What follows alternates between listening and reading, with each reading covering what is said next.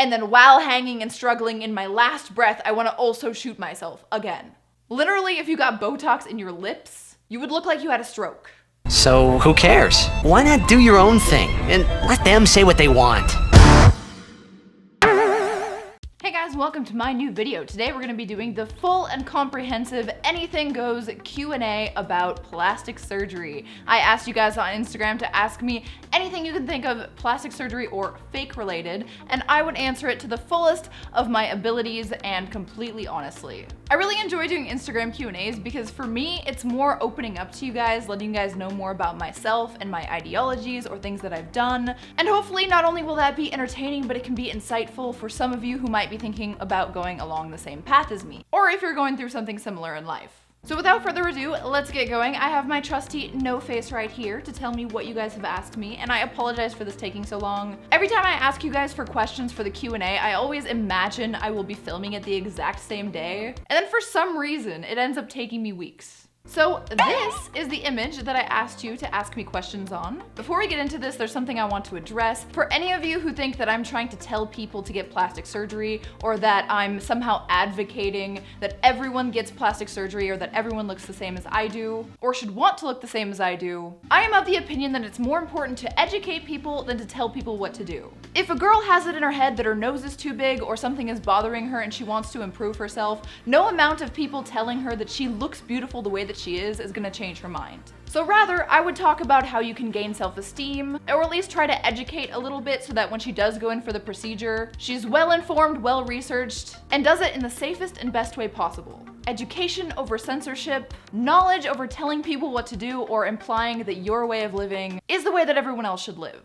So if you were someone who would never get plastic surgery, you do you. If you're someone who's thinking about it, I implore you, do your research. Don't do it with an unhealthy mindset. And my biggest tip, have realistic expectations. All right, question time. General Mayhem 260 says, would you be turned off if a guy got plastic surgery? I personally am not attracted to men who get muscle implants, but other than that, if you want to get some Botox for your wrinkles, if you want to get a nose job, if you want to get chin implants especially, I love myself a big chin or a big jaw. As long as you don't look too feminine, I'm still gonna be into you. I have no personal stigma around men who get plastic surgery. Yocum1957 asks, how many times have you had your boobs done? Twice. Once when I was 18 years old in, I think, December of 2007 or 8? 2008? 2007? Not sure. When I turned 18, a month after that. And again in October of last year. Elizabeth Rose XO says, I absolutely adore you and have followed you forever, heart. You're such a huge inspiration to me, heart. Hashtag girl power, and all that jazz. But how bad was the healing process? I'm team tiny tits, lol, and I've wanted to get them done, but so scared. Much love, beautiful. Thank you, Elizabeth, love you too. Okay, so for me, the healing process for boobs both times wasn't that bad. The most annoying part about it is that you have to sleep propped up at like a 45-degree angle for a few weeks, which is kind of annoying. There was one point in my first breast augmentation where I felt this really sharp pang of pain, but it dissipated really quickly, and that's basically it. I don't have this issue, but I think the biggest problem with the healing process for most people is the psychological aspect of feeling regret, being afraid, just having generally low morale in the beginning because you're not gonna look exactly the way you wanna look the first day after surgery. Jake period Timmons asks, what plastic surgery have you even had, if you've had any? Well, I wouldn't be doing a video on it unless it was some kind of weird opinion piece, if I didn't have any experience with it. So let's start from the top. The first thing I've had done is I've had Botox injected in right here, so I can't do this. For me, it's more preventative Botox. Haven't had it done for about 9 months. Another place I've had Botox, and by the way, Botox is botulinum toxin. It's a muscle paralytic that makes it so that you can't do certain things that promote wrinkles. Anyway, so I've had Botox on my chin here, and my smile was kind of like this. It also made me develop my bands here in my neck because instead of being able to smile using my chin muscles, I was straining these muscles here trying to smile. Be careful with Botox, friends. I have had a very, very slight nose job where the bone here kind of bumped a little bit. So from an oblique angle, I had a really big bump and then a bulbous tip of my nose. So I had a little bit of cartilage removed from my tip of my nose and just a little shaving down right here. It was as non-invasive as an invasive procedure can get. It was very easy, very simple. I've had 2 boob jobs, as I've mentioned before, and I've gotten liposuction on my legs in specific places where I didn't like that there was excess fat cells. It's pretty weird, but my aesthetic is that the calves, well, at the very top of the calf, right before the knee, and then on top of the knee should be the same size. I wanted a leg that tapered like this and wasn't just straight down the same size everywhere, and that's kind of what I've had, even when I was 102 pounds. So I decided to finally fucking change it. To state the obvious, because a lot of people don't know anything about these procedures, liposuction of any kind is never an alternative to weight loss. Don't get liposuction all over your body. Get to your desired goals, and then you can think about sucking off a few places where fat cells have grown more than other places. Of course, Juvederm and Restylane in my lips, and I had lip implants. These are like temporary lip implants that I got placed 2 times that were made with Bioderm. I think that's what it's called. It's the same stuff that they use in oral surgery. I actually got the same stuff on my bottom gums when I was younger because my gums were receding. Very weird shit, but the gross part about it is that it's actually dead people's tissue. Real human tissue will meld better and work better with the human body. It's not gonna be rejected, it's safer, more natural appearance. You can't feel any hard stuff in your lips or your face wherever you use it. And as you can see, my gums look pretty normal. I've tried fillers here, I've tried fillers here, but yeah, that's everything I've had done. Wexagon asks, what do you think the plastic surgery industry / profession could do better? Like, what augmentations could they improve their results with? What could they do to make XYZ come out better? Well, the plastic surgery industry is evolving constantly. I can't believe how many strides they've made in technology from the time when I got my first boobs done to the time when I got my second boob job. First boobs done, first boob job, and then second boob job. I think it was about 9 years apart, but when I first started going, they had completely different options for breast implants, for tightening the skin, for liposuction. Everything was just completely different from when I started asking about these things, since I took a hiatus for like 9 years from anything other than fillers last year. It's crazy, they're constantly changing. And I really can't speak to what they could do better specifically because I am not a scientist, I am not a doctor. But something that I would want to be a little bit better is skin tightening. I have kind of shitty Irish skin, but something that would actually yield better results for skin tightening, that would be cool. Oh, I also got this skin tightening procedure on my face that actually did decently, but it was really expensive and not worth it. I forget what it's called. I'll flash it on the screen right now. And I actually did a whole vlog about that procedure. It was non-invasive, just lasers on the skin. And I never got around to making the actual video and posting it. I don't know why, I just never got around to editing it. River Tuckaroo asks, how did your family feel about you having plastic surgery? My parents are really cool because they believe in individuality and making your own choices, and my mom set up this life for me where I was able to choose who I wanted to be and show who I wanted to be without fear. When I told my mom that I wanted to get a boob job, I think she was a little bit apprehensive, but then after that, she got on board and supported me the entire way. I think she just wanted to make sure that it was safe and that I knew what I was doing and I knew that's what I wanted, and I made it clear to her that it was. Her philosophy on the whole thing is she wants to be there for me through everything, and she knows that if I don't do it with her, I'm gonna do it somewhere else. So I was able to do it when I was still living at home, and she was there to take care of me, make sure everything was fine, and drive me to and from the surgery. I have really cool parents. Hey Woman says, not to offend by any means at all, because I'm sure you didn't need the assistance at all, but with any work you ever had done, did you accept donations from fans at all? And if so, was it a fun feeling for both you and your man to enjoy the finished product even more, knowing that it was partially funded by guys who would never get a chance to enjoy them in real life? My first boob job, I wasn't making any kind of content at all. My subsequent procedures and things that I do to upkeep my beauty is no one else's business but my own. I've never started a GoFundMe or asked someone to do a certain Patreon goal and then when I got there I would change something about me. For me, it's a really personal thing. And whether or not people want to support me on Patreon or keep watching my channel so that I get ad revenue based on my life choices, that is 100% up to you. If you feel like that's something immoral or you don't want to support it, don't support it. But basically with things like Patreon, it's not really as much donations as it is you're getting free content and then you're paying because you want that free content to continue. So the transaction is I keep making content, give the people who support me incentives like rewards, as well as continuing to keep my content free, and they're basically paying for the content without needing to pay for the content, which some see as donations or e-begging, but that's largely just people who are either jealous of it or just don't understand it and don't see it in that philosophical light. I see things like Patreon as far different than things like GoFundMe, which are there for people who need assistance, and it's basically just like a private charity where someone gives and the only thing you get back is the feeling that you've done well. And to answer the second part of your question, I don't think it would be fun to cuck my audience. Not that I'm saying that's morally wrong if someone wanted to do that, but that's just not really my thing. Also, the majority of things that actually cost me a lot of money, like the lip implants and the nose job, the first boob job, they were all done before I started making money through anything that could even be skewed as donations. And obviously, as always, no offense taken. Jamie Lynn R 1986 asks, would you ever get labiaplastic surgery if you felt you needed it? Labiaplasty is when you have like the hanging meat curtains on your pussy and you get them cut off and made to be much cuter and smaller. My pussy is perfect the way that it is, but if I felt that I needed it, of course I would get it. My girl Teresa Butler asks, question, are your boobs or any of the places you got lipo done still healing? How long does it generally take to be fully healed from those procedures? So most things take about a month to fully heal, but things like a nose job or liposuction can take up to like 3 months to a year to fully heal. The nose is particularly fun because at first you have like a bigger than usual nose, and you get to slowly and gradually watch the nose get smaller and smaller and cuter and cuter. For the boobs and the lipo, nothing's healing, but scars do always take about a full year to heal entirely. Also, I have still a few residual markings and stretch marks around my boobs because I did get pretty large implants this time. Metalistad asks, how about this? Since you like the fembot look when you had those contacts in, would you ever consider getting your eyeballs tattooed? It's weird looking and intense. So I've seen people who've gotten their eyeballs tattooed, Pixie Fox for example, but I love my eye color. So many people think that that's one of the fake things about me. I never even changed my eye color when I had the lenses in, and I liked the way that my eyes looked when they were out as well as when they were in. For me, my natural eye color is something I really love, and I wouldn't want to fuck with that at all, even if it was to just put like a black line around the irises, unless I could do it the most minimal way possible. Alexandria Danae says, question.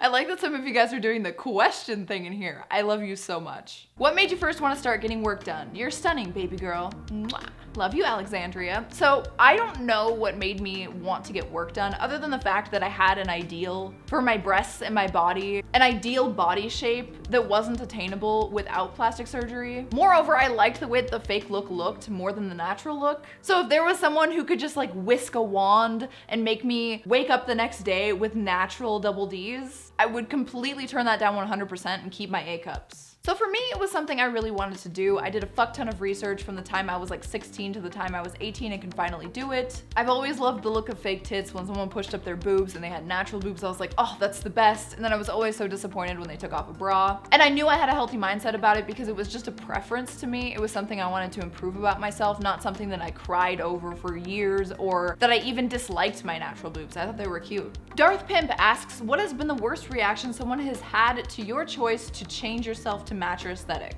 I don't really know how to quantify how bad certain reactions are, but it's obvious to me that everyone just has the same rhetoric when it comes to whether you should or shouldn't get plastic surgery. And I feel like even the people that are pro plastic surgery and pro doing whatever you want with your body, those people often don't talk about the implications of having a bad mindset when going into plastic surgery. Plastic surgery is not going to fix low self-worth. Being more attractive is not gonna fix body dysmorphic disorder, and it's not gonna fix any psychological issues you have. If you're crying every day because of something so trivial, which is your aesthetic, or if you can't control your emotions and think logically about it, if you're doing it because you're wholly insecure about who you are based on what someone else says or how someone else looks, don't fucking get plastic surgery. You have no business doing that. You are not in a healthy mindset, just like I feel like you have no business getting into a relationship when you yourself don't love yourself. It's unfair to the other person, and it's unfair to your body to change it in such a permanent way when you don't even truly know what you want or why you want it. So yeah, going back to the question, everyone who has negative reactions to my plastic surgery are people who just believe that anyone who would get that done only care about their appearance, are highly insecure, and are unstable psychologically. And I can kind of understand where they're coming from. There are a lot of people who are doing it just because their boyfriend or society tells them to. And honestly, the media and a lot of people inflate how dangerous it is to get plastic surgery. Like, you hear the few and far between anecdotal accounts of how someone went to Mexico and died of plastic surgery. But the fact is, you're more likely to die in a car crash on the way there. And I mean, people take long car trips on the freeway in the deadly weapon that is a vehicle for really trivial shit like haircuts and stuff. The fact is, plastic surgery is pretty fucking safe.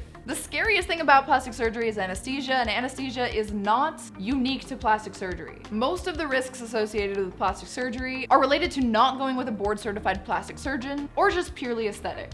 And honestly, I can see thinking that it's terrible and that someone who goes under the knife has to be some kind of crazy, unstable person if I thought it was some life or death thing. The scariest and most dangerous thing you can do, like some people do. Darren Cool says, what CC did you go with and what were your before and after sizes? Before, I was an A/B cup. I was on the cusp there. After the first time, I was a double D cup, 34 double D at 570 cc's. And now I am a 34F cup with 650 cc's. Okay, this is a really fucking stupid question, and I'm not trying to hate on the person who's asking me this. Again, we talked about a lot of people just having weird logic and misconceptions. Boba Fett 0205 says, ain't you afraid about the result of plastic surgery on you when you get old? What? That's the same argument as don't get tattoos because they're gonna look worse when you're old. I hate to break it to you, but everyone starts looking worse when they're old. The current plastic surgery that I have now is only gonna make me look better and relatively less aged than the people who haven't had plastic surgery when I'm older. There's gonna be 80-year-old woman with natural tits all the way to the floor, whereas my nice, round, perky tits that I got done in my 20s will only be about to my belly button when I'm old. All of the preventative Botox that I get is gonna prevent me from having the wrinkles, the deep lines, and the fine lines that other people have in their 60s, because they didn't prevent the creation of those wrinkles. And my lips will just be bigger than the average grandma who has no lips. I think the reason people think this is because they see people like Joan Rivers or people who take it too far and don't want to age gracefully and are basically just trying their best to look like human dolls, even in their later years when that's not possible, at least right now with current medicine. I see getting older as a challenge. I want to age the way I want to age, but I'm not going to pretend in my 50s like I'm in my 20s. And personally, I think Joan Rivers and people like Dolly Parton, older people who have plastic surgery, do look better than how they would look if they didn't get any plastic surgery. Instead of being an average old woman, why not be a slightly weird or cool looking old woman? No logic in that argument to me at all.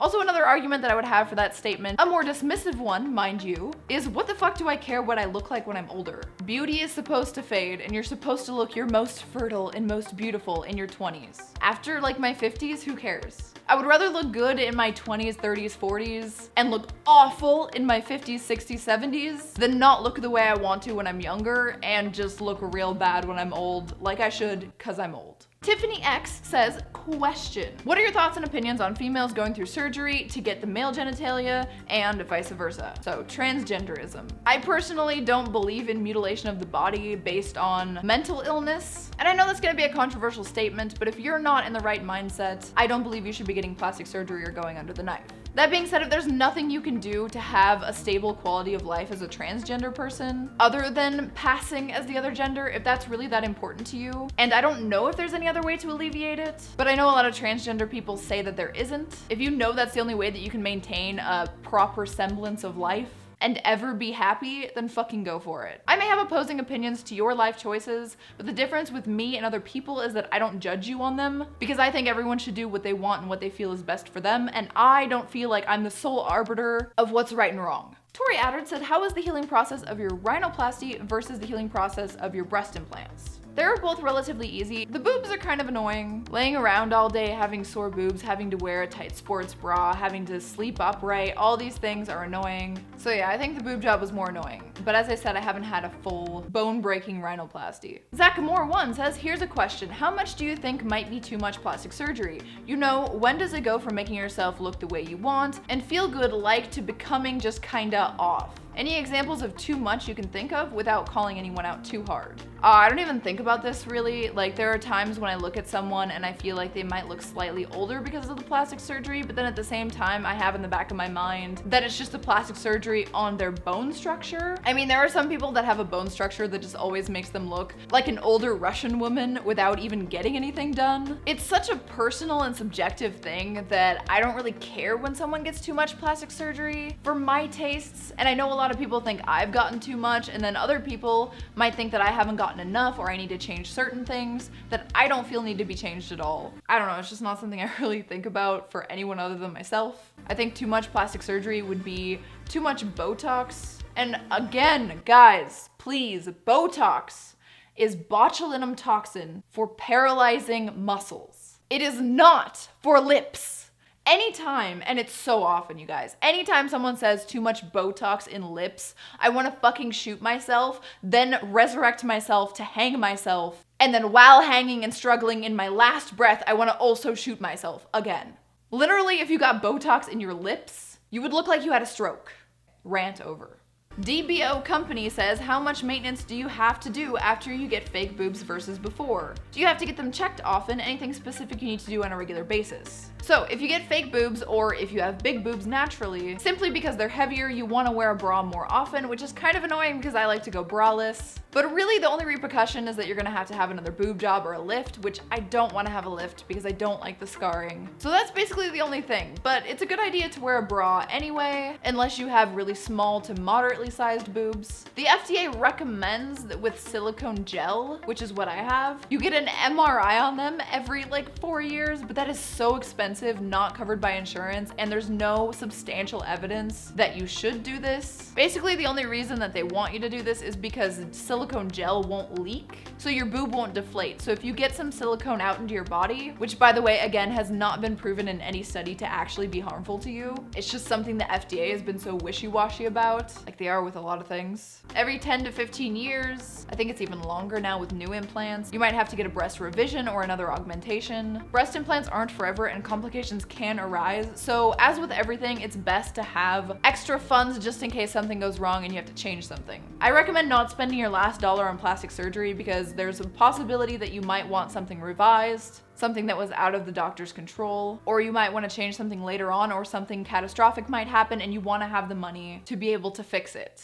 Obviously, again, there's a bunch of psychological implications if you are spending your last dollar or your welfare check on boob implants, unless, I don't know, you see it as an investment or something. No hate, even I thought my boobs were an investment. The best investment I've ever made. But yeah, I don't need to fucking school you on economics and being fiscally responsible, do I? I don't think I do. Cat Valium asks, my question, can you give specific care instructions that you have experienced for getting plastic surgery, and maybe name your challenges, if any, you've dealt with while healing? Something that's annoying after plastic surgery is that you might be nauseous and you might vomit. This has happened to me once or twice, and I started taking this really expensive anti-nausea drug because of it. Actually, when I got my boobs redone in the car, I like threw up in this little bag, and the first time I got my boobs done, I came home and I threw up in the toilet, and I remember because your muscles can't contract at all when you have your boobs done, or it hurts like fuck, vomiting or dry heaving is like so fucking painful. Another thing is you want to make sure you have someone with you that you trust, someone who would be willing to, let's say, pull your pants down or up if you needed it. It might be hard to shit a few days after because pain pills make it really hard to shit. The biggest